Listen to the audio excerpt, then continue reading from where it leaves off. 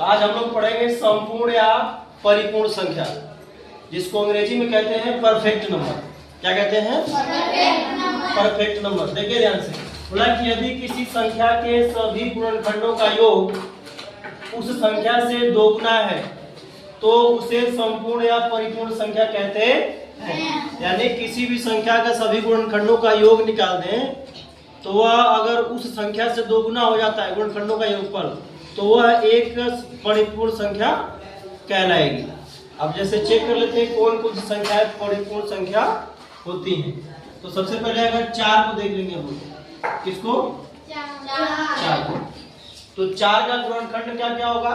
2 और एक तो सबका गुणनखंड होता है, तो एक तो सभी संख्याओं का गुणनखंड हो जाएगा। तो 4 का गुणनखंड निकालेंगे तो 1 और 4, क्योंकि जो संख्या 4 को विभाजित करेगी वही 4 का गुणनखंड कहलाती है।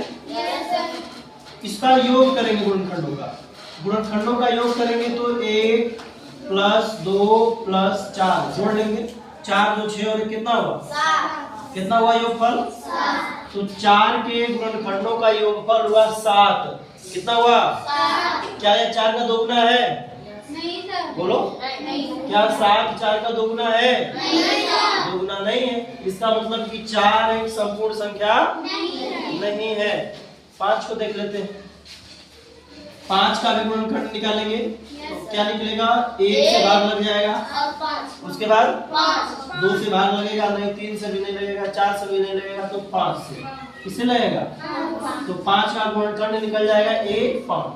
इस दोनों को जोड़ लेंगे। 1 + 5 कितना होगा? 6। क्या 5 का दोगुना 6 है? नहीं है। तो 5 का दोगुना 6 नहीं है। इसका मतलब कि 5 भी संपूर्ण संख्या नहीं है। संपूर्ण संख्या में गुणनखंड का योगफल दोगुना हो जाना चाहिए। 6 को देख लेते हैं। इसको देख लेंगे 6 को। अब 6 का गुणनखंड बताइए। 1 2 3 6। 6 के कुल 4 गुणनखंड होंगे। 1 2 3 6। अब इसका योगफल निकाल लेते हैं।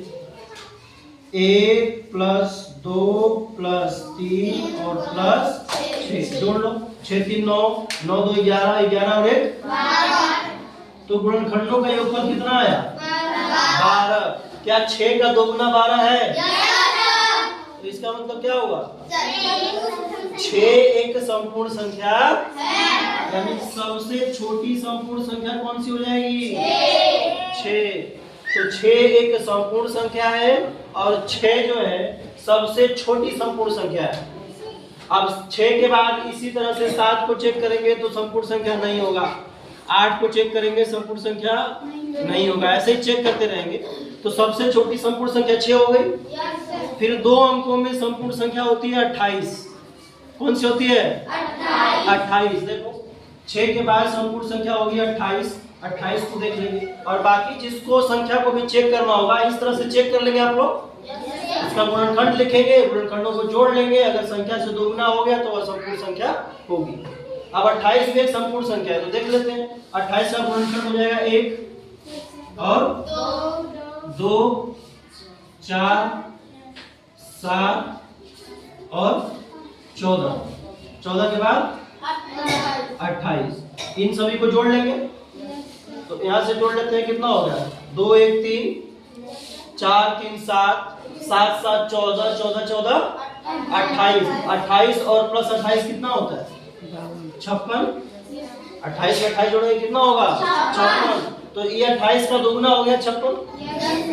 क्योंकि 28 संख्या लिए थे, इसका गुणनखंड जो भी आया उसका योगफल कितना आया?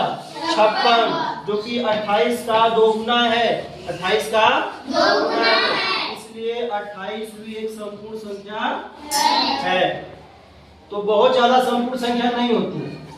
3 से 4 संपूर्ण संख्या याद रखना है आप लोगों को। और निकालना कैसे, इस तरह से। समझ में आ गया ना? Yes sir. अब सबसे छोटी संपूर्ण संख्या कौन सी होती है? 6।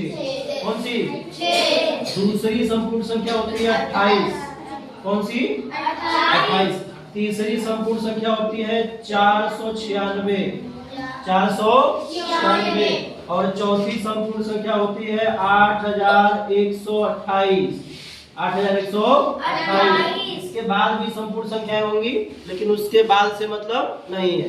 हम लोग को विशेष तौर पे 3-4 संख्या याद रखना है। याद रख लेंगे ना? Yes sir. कि संपूर्ण संख्या में सबसे छोटी 6 होगी, उसके बाद कोई संख्या होगी 28। 3 अंकों में हो जाएगी 496। 4 अंकों में केवल एक संख्या हो जाएगी 8128। उसके बाद भी होती है, लेकिन उसकी जरूरत नहीं है। बस ये 4 संख्या याद रख लेंगे। यही चारों संख्या संपूर्ण संख्याएं होती हैं। समझ में आया?